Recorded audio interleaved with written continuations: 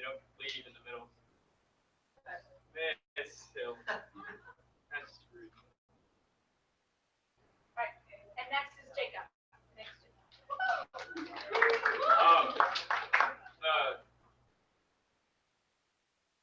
My name is, I didn't know if it was afternoon. Good morning, my name is JMorris, and my Governor School Senior Internship Project is centered around engineering football helmets in order to prevent concussions in the game.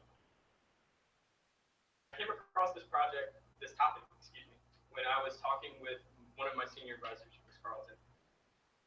Passionate about. I told her that I was passionate about both sports and engineering, so she decided to try and push me towards sports engineering. So from there, I found the topic of effective football helmets were preventing concussions in the game and how they're made. From there, I formulated my research question: sports engineers and manufacturers either prevent or greatly reduce the amount of concussions in the game of football. And throughout my research, I learned many, many things, and a few startling statistics come to mind. First of all, football games, someone will suffer a concussion. Like one player will suffer a concussion. And 10% of all football players in high school will suffer one, at least once. And 20% of all collegiate football players will suffer one at least once. If you're an upperclassman or a sophomore, you definitely saw this when we played. Them boys were dropping like flies. Rest in peace. Sorry, that was rude.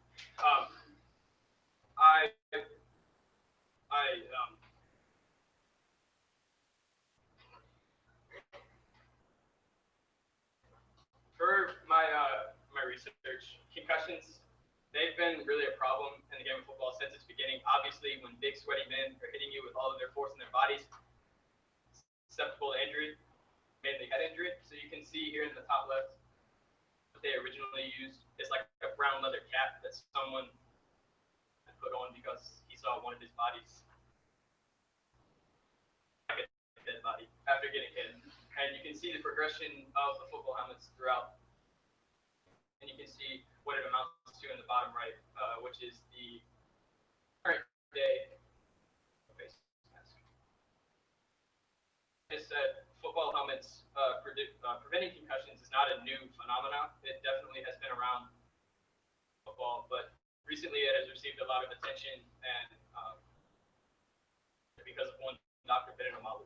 Dr. Amalu performed various autopsies on former football players, and he dissected their brains, and he reintroduced the topic of CTE, encephalopathy, which is a degenerative disease.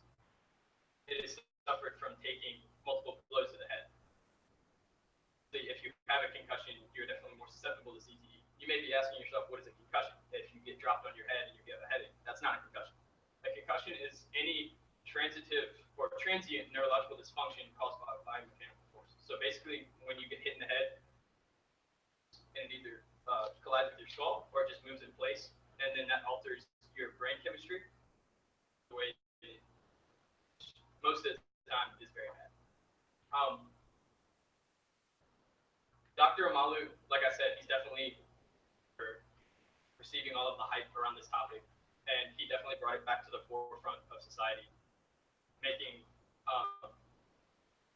coaches, professors, parents, everybody question, is the game of football really safe for protecting players' heads?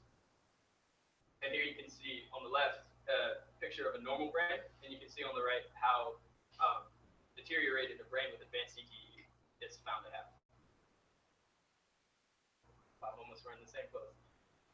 For my internship, I went to the University of Virginia and shadowed Dr. Jacob E. Resch. And Dr. Resch is a very busy man, and he was very gracious to work me into his schedule 4 times, and he is the head concussion researcher at the university, and he is responsible for caring for all of the student athletes that are at UVA that are said to have a concussion. I went up 4 times, and every week, at the end of our meetings, he would give me homework assignments. He would email me 2 to 4 scholarly articles about concussions, CTE, football helmets, and then throughout the week, I would have to read them, even though they had really big words in them that I had no idea what they meant. And then we would come back and we would discuss them at the end of And it turned out well because I ended up using some of these articles in my research. So I was very grateful for that. While with Dr. Resch, he put me through a few concussion tests that the student athletes undergo. Vertec balance simulator, which is basically an egg-like structure that tests one's balance using, and it projects a image on the screen. Right here is an airplane. That simulation, when you try and wreck the airplane, you can't wreck the airplane. There's no way to just try and make you go back and forth on the plates, and I almost fell and busted my butt. Dr. Resch told me after the first 2 tests that I took, I had the balance of a 90-year-old woman with 2 bad hips. And I took 16 more tests after that, but I pulled through. So gave me the impact test, which is a test commonly given to athletes. It just tests where they are right now. Like, do you know where you are? Do you know your name? Do you know what the date is? Do you know what you've been doing? An immediate test to see if they are in fact concussed or if they need to come out of the game. Gave me the SOT test, or the sensory organization test, which is a computerized test that tests your decisions, and he put me through that as well. Also with Dr. Resch, he took me to the UVA Center for Applied Biomechanics, which is a testing facility in a closed environment, which tests everything from bulletproof shields and occasionally football helmets getting hit by a long bar that's about 800 pounds with a lot of force. It's cool to see this because it really violent things like this are, and how that they tested to protect the players.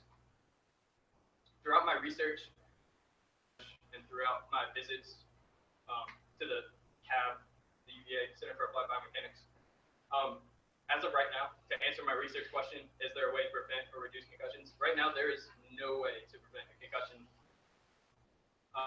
There is no one effective solution because there are too many variables involved. You can have size heads, you can have different materials that the helmet can be made of. There's no one solution as of right now.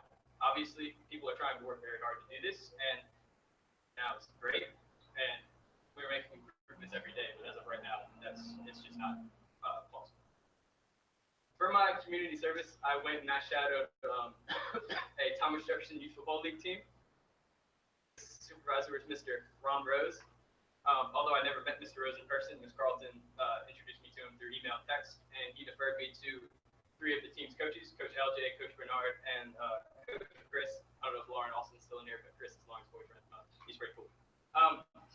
And they really ingratiated me into the team. They treated me with the same respect that they did as the other coaches, and the players really treated me as an elder.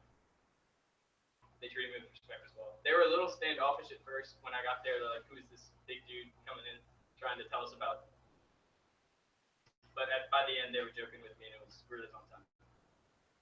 The team was to tell them, like, it's important to play the game safely. It's important to listen to your coaches. It's important to tackle, like, dangerously, i.e., leading with your head. There was this one instance, a little boy came up and made a tackle on a kid, and he lowered the crown of his helmet. He was standing like this when he made the tackle, and he was right into the boy's stomach. That could open him up to a head injury, and many other things stemming from that. I saw this. He brought the boy off the field. He told him what he did wrong, and then he punished him. He didn't allow him to go back in for 5 plays because the coaches were very cognitive about this. They didn't just let it slide. They tried to fix so that he or other kids wouldn't get hurt. And I was very, very pleased. Jeremy helped me out. He introduced me to the digital media production teacher, Miss Little. She's helping me make a video to Mr. Rose, and Mr. Rose will give it to the players and the parents to try and reinforce and encourage the correct way to play. So by using your shoulder instead of your head, instead of just trying to spear some kid. So hopefully it will make an impact.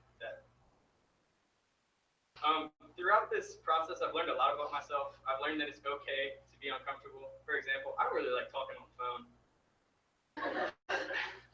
I tried to email as many possible suitors for my internship as possible. And, I either got no response or I got 2 responses saying to call so-and-so. And I didn't really like this. And I went and told Miss Carlton. She told me to man up.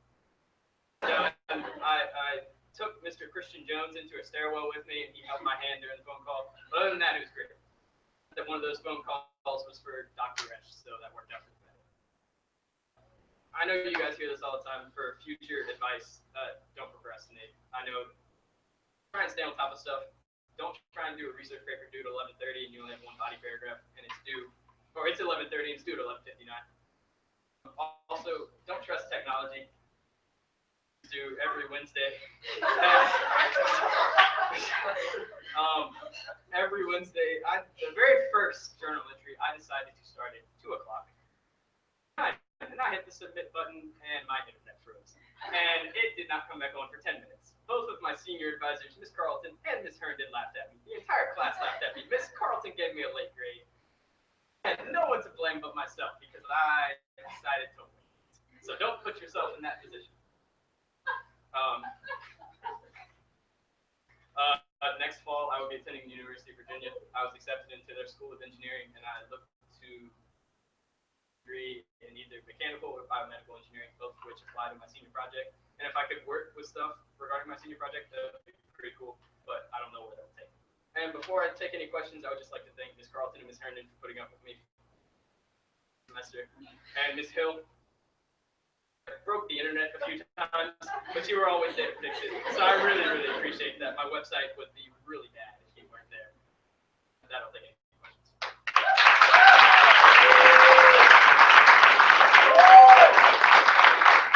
So looking at football helmets, discover a link between design and the actual tackling procedure, like helmets, assuming you're going to make a heads-up tackle.